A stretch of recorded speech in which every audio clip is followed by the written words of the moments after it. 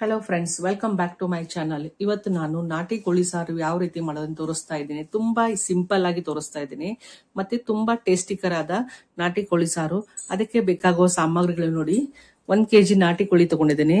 ಎಣ್ಣೆ ತಗೊಂಡಿದ್ದೇನೆ ಒಗ್ಗರಣೆಗೆ. ಒಂದು ಪಲಾವ್ ಎಲೆ, ಒಂದು ಚಿಕ್ಕ ಸೈಜ್ ಈರುಳ್ಳಿ ಕಟ್ ಮಾಡಿ ತಗೊಂಡಿದ್ದೇನೆ ಒಗ್ಗರಣೆಗೆ. ರುಚಿಗೆ ತಕ್ಕಷ್ಟು ಉಪ್ಪು, ಅಚ್ಚ ಖಾರದ ಪುಡಿ, ಸ್ವಲ್ಪ ಕಸೂರಿ ಮೇಥಿ, ಜೀರಾ ಪೌಡರು, ಧನಿಯಾ ಪೌಡರು, ಗರಂ ಮಸಾಲ, ಅರಿಶಿನ, ಮತ್ತೆ ಒಂದು ಚಿಕ್ಕ ಟೊಮೆಟೊ ನೋಡಿ ರುಬ್ಬಿ ತಗೊಂಡಿದ್ದೇನೆ. ನೋಡಿ ಫ್ರೆಂಡ್ಸ್, ಹಸಿ ಮಸಾಲ ಫ್ರೈ ಮಾಡ್ಕೊಳ್ಳಿಕ್ಕೆ ನಾನು ಒಂದು ಕಡಾಯಿ ಇಟ್ಟಿದ್ದೇನೆ. ಕಬ್ಬಿಣದ ಕಡಾಯಿ, ನೀವು ಯಾವ್ದು ಕೂಡ ಕಡಾಯಿ ಇಡಬಹುದು. ನಾನು ಕಬ್ಬಿಣದ ಕಡಾಯಿ ಇಟ್ಟಿದ್ದೇನೆ. ಅದರಲ್ಲಿ 1 ಟೇಬಲ್ ಸ್ಪೂನ್ ನಾನು ಎಣ್ಣೆ ಹಾಕ್ತಾ ಇದ್ದೇನೆ. ಎಣ್ಣೆ ಚೆನ್ನಾಗಿ ಬಿಸಿ ಆಗ್ಬೇಕು. ಯಾಕಂದ್ರೆ ಹಸಿ ಮಸಾಲೆ ಚೆನ್ನಾಗಿ ಫ್ರೈ ಮಾಡ್ಕೊಂಡ್ರೆ ತುಂಬಾ ಟೇಸ್ಟಿ ಆಗುತ್ತೆ ನಾಟಿ ಕೋಳಿ ಸಾರು. ಒಂದ್ಸಲ ಟ್ರೈ ಮಾಡಿ ನೋಡಿ ಈ ತರ ನಾನ್ ಮಾಡುವ ಪದ್ಧತಿಯಿಂದ, ಮತ್ತೆ ಕಮೆಂಟ್ ಅಲ್ಲಿ ತಿಳಿಸಿ. ನೋಡಿ, ಎಣ್ಣೆ ಬಿಸಿ ಆಗಿದೆ ಚೆನ್ನಾಗಿ. ಈಗ ನಾನು ಸ್ವಲ್ಪ ಚಕ್ಕೆ ಲವಂಗ ಹಾಕ್ತಾ ಇದ್ದೇನೆ ಎಣ್ಣೆಯಲ್ಲಿ. ನೋಡಿ, ಚಕ್ಕೆ ಲವಂಗ ಚೆನ್ನಾಗಿ ಎಣ್ಣೆಯಲ್ಲಿ ಈ ತರ ಫ್ರೈ ಆಗಬೇಕು. ಆಮೇಲೆ ನಾನು ಸ್ವಲ್ಪ ಶುಂಠಿ ಹಾಕ್ತಾ ಇದ್ದೇನೆ, 5 ಇಂಚು. ಆಮೇಲೆ ಬೆಳ್ಳುಳ್ಳಿ ಹಾಕ್ತಾ ಇದ್ದೇನೆ. ಆಮೇಲೆ ಹಸಿಮೆಣಸಿನಕಾಯಿ ಹಾಕ್ತಾ ಇದ್ದೇನೆ. ಚೆನ್ನಾಗಿ ಮಿಕ್ಸ್ ಮಾಡ್ಕೋಬೇಕು 1 ನಿಮಿಷ ತನಕ ಎಣ್ಣೆಯಲ್ಲೇ. 1 ಟೇಬಲ್ ಸ್ಪೂನ್ ಎಣ್ಣೆ ಸಾಕು, ಜಾಸ್ತಿ ಏನ್ ಬೇಡ. ಈಗ ನಾನು ನೋಡಿ, ಈಗ ಇದರಲ್ಲಿ ಪುದೀನ ಹಾಕ್ತಾ ಇದ್ದೇನೆ. ಆಮೇಲೆ ಧನಿಯಾ ಹಾಕ್ತಾ ಇದ್ದೇನೆ. ಒಂದು ಚಿಕ್ಕ ಸೈಜ್ ಈರುಳ್ಳಿ ಹಾಕ್ತಾ ಇದ್ದೇನೆ, ಕಟ್ ಮಾಡ್ಕೊಂಡಿದ್ದು, ಉದ್ದುದು ಕಟ್ ಮಾಡ್ಕೊಂಡಿದ್ದು. ಆಮೇಲೆ ಸ್ವಲ್ಪ ಕಾಯಿ ತುರಿ ಹಾಕ್ತಾ ಇದ್ದೇನೆ.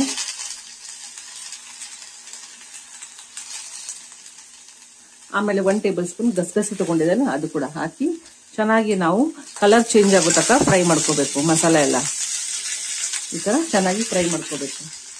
ನೋಡಿ ಫ್ರೆಂಡ್ಸ್, ಮಸಾಲೆ ಎಲ್ಲ ಚೆನ್ನಾಗಿ ಫ್ರೈ ಆಗಿದೆ. ಈಗ ನಾನು ಒಂದು ಮಣ್ಣಿನ ಪಾತ್ರೆ ಇಟ್ಟು ಚಿಕನ್ ಸಾರು ಮಾಡೋಣ. ನೋಡಿ ಫ್ರೆಂಡ್ಸ್, ನಾಟಿ ಕೋಳಿ ಸಾರು ಮಾಡ್ಲಿಕ್ಕೆ ನಾನು ಮಣ್ಣಿನ ಪಾತ್ರೆಯಲ್ಲಿ ಮಾಡ್ತಾ ಇದ್ದೇನೆ. ಮಣ್ಣಿನ ಪಾತ್ರೆ ಸ್ಟವ್ ಮೇಲೆ ಇಟ್ಟು ಬಿಸಿ ಮಾಡ್ತಾ ಇದ್ದೇನೆ. ಬಿಸಿ ಆಗ್ಬೇಕು ಚೆನ್ನಾಗಿ. ಬಿಸಿ ಆಗಿದೆ ನೋಡಿ. ಈಗ ನಾನು 3 ರಿಂದ 4 ಟೇಬಲ್ ಸ್ಪೂನ್ ಎಣ್ಣೆ ಹಾಕ್ತಾ ಇದ್ದೇನೆ. ಎಣ್ಣೆ ಚೆನ್ನಾಗಿ ಬಿಸಿ ಆಗ್ಬೇಕು. ಜಾಸ್ತಿ ಹಾಕ್ಬೇಡಿ ಎಣ್ಣೆ, ಯಾಕಂದ್ರೆ ನಾಟಿ ಕೋಳಿಗೆ ಎಣ್ಣೆ ಬಿಡುತ್ತದೆ.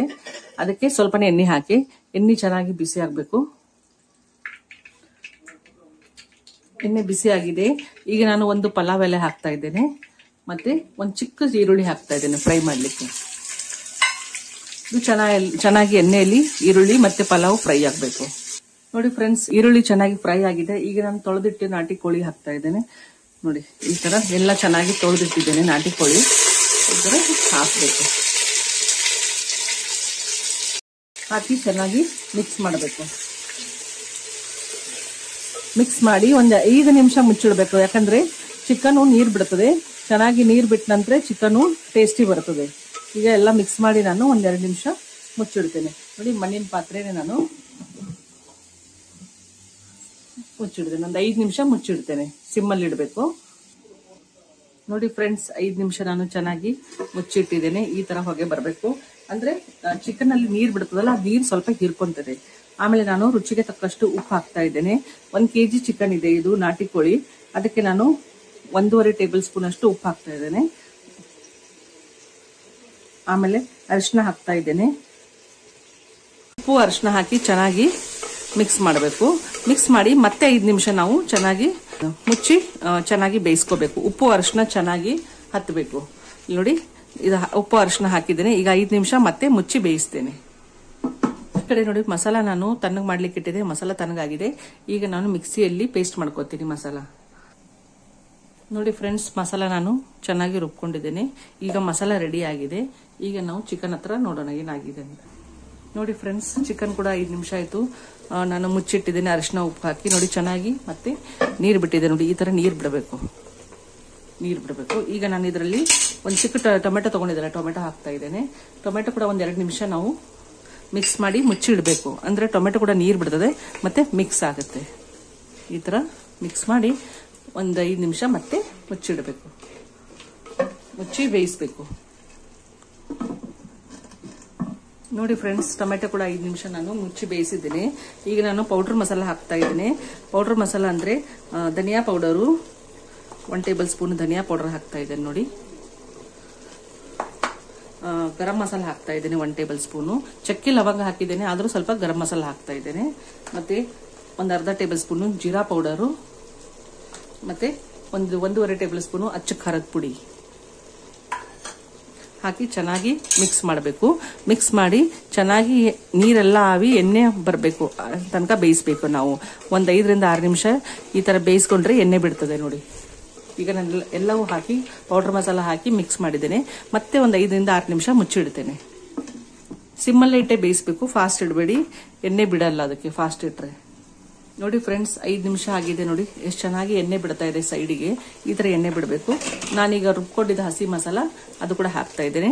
ನಿಮ್ಗೆ ಎಷ್ಟು ಬೇಕೋ ಮಸಾಲ ಹಾಕಿ. ಥಿಕ್ನೆಸ್ ಅಂದ್ರೆ ನಿಮ್ಗೆ ಗಟ್ಟಿ ಬೇಕಾದ್ರೆ ಜಾಸ್ತಿ ಮಸಾಲ ಹಾಕಿ, ಕಮ್ಮಿ ಬೇಕಾದ್ರೆ ಸ್ವಲ್ಪನೇ ಹಾಕಬಹುದು. ಈಗ ಮಸಾಲ ಕೂಡ ಚೆನ್ನಾಗಿ ನಾವು ಮಿಕ್ಸ್ ಮಾಡಿ 5 ರಿಂದ 6 ನಿಮಿಷ ನಾವು ಸಿಮ್ಮಲ್ಲೇ ಇಟ್ಟೆ ಚೆನ್ನಾಗಿ ಬೇಯಿಸಬೇಕು. Almost chicken 50% ಬೇಯ್ದಿದೆ. ಈಗ ಸಿಮ್ಮಲ್ಲಿ ಇಟ್ಟು ಬೇಯಿಸಿದಾಗ ಬೇಯ್ದಿದೆ ನೋಡಿ. ಮತ್ತೆ ಮುಚ್ಚಿ ನಾನು 5 ರಿಂದ 6 ನಿಮಿಷ ಇಡ್ತೇನೆ. ನೋಡಿ ಫ್ರೆಂಡ್ಸ್, 10 ನಿಮಿಷ ಆಗಿದೆ. ಎಷ್ಟು ಚೆನ್ನಾಗಿ ಎಣ್ಣೆ ಬಿಟ್ಟಿದೆ ಅಂದ್ರೆ ಮಸಾಲೆ ಚೆನ್ನಾಗಿ ಎಣ್ಣೆಯಲ್ಲಿ ಬೆಂದಿದೆ.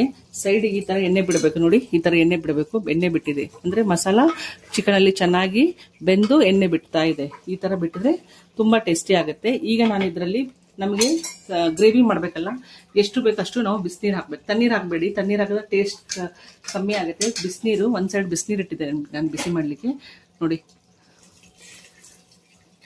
ನಮ್ಗೆ ಎಷ್ಟು ಗ್ರೇವಿ ಬೇಕು ಅಷ್ಟು ಬಿಸಿನೀರು ಹಾಕಿ ಮಿಕ್ಸ್ ಮಾಡಿ ಇನ್ನು 10 ನಿಮಿಷ ಬೇಯಿಸ್ತೇನೆ. 10 ನಿಮಿಷ ಬೇಯಿದಾದ ನಂತರ ನಾಟಿ ಕೋಳಿ ರೆಡಿ ಆಗುತ್ತೆ. ಫ್ರೆಂಡ್ಸ್, 10 ನಿಮಿಷ ಆಗಿದೆ, ಚೆನ್ನಾಗಿ ಬೆಂದಿದೆ. ಈಗ ಚಿಕನ್ ರೆಡಿ ಆಗಿದೆ. ಈಗ ನಾನು ಇದಕ್ಕೆ ಹುಳಿ ಹಾಕ್ತಾ ಇದ್ದೇನೆ, ಹುಣಸೆಹಣ್ಣು ರಸ ಹಾಕ್ತಾ ಇದ್ದೇನೆ. 1-2 ರಿಂದ 3 ಟೇಬಲ್ ಸ್ಪೂನ್ ಹುಣಸೆಹಣ್ಣು ರಸ ಹಾಕಬೇಕು. ಮೊದಲೇ ಹಾಕಿದ್ರೆ ಚಿಕನ್ ಬೇಯಲ್ಲ, ಅದಕ್ಕೆ ಲಾಸ್ಟಿಗೆ ಹಾಕಿ 1-2 ನಿಮಿಷ ಬೇಯಿಸಿ ಆಮೇಲೆ ಸ್ಟವ್ ಆಫ್ ಮಾಡಬೇಕು ನೋಡಿ. ಹಾಕಿದ್ದೇನೆ, ಹಾಕಿ 1-2 ನಿಮಿಷ ಮುಚ್ಚಬೇಕು. ಮುಚ್ಚಿ ಆಮೇಲೆ ಸ್ಟವ್ ಆಫ್ ಮಾಡಬೇಕು ನೋಡಿ. ಫ್ರೆಂಡ್ಸ್, ಹುಳಿ ಹಾಕಿ ನಾನು 2 ನಿಮಿಷ ಮುಚ್ಚಿದ್ದೇನೆ ನೋಡಿ, ಎಷ್ಟು ಚೆನ್ನಾಗಿ ಬಂದಿದೆ. ಈಗ ನಾನು ಸ್ಟವ್ ಆಫ್ ಮಾಡಿ ಇಡ್ತೇನೆ. ನಾಟಿ ಕೋಳಿ ಸಾರು ರೆಡಿ ಆಗಿದೆ ನೋಡಿ. ಫ್ರೆಂಡ್ಸ್, ಬಿಸಿ ಬಿಸಿಯಾದ ನಾಟಿ ಕೋಳಿ ಸಾರು ರೆಡಿ ಆಗಿದೆ. ನಿಮಗೆ ಇಷ್ಟ ಆದಲ್ಲಿ ನನ್ನ ಚಾನಲ್ಗೆ ಲೈಕ್, ಶೇರ್, ಕಮೆಂಟ್, ಸಬ್ಸ್ಕ್ರೈಬ್ ಮಾಡಿ. ಪಕ್ಕದಲ್ಲಿ ಬೆಲ್ ಐಕಾನ್ ಕ್ಲಿಕ್ ಮಾಡಿ. ಧನ್ಯವಾದ.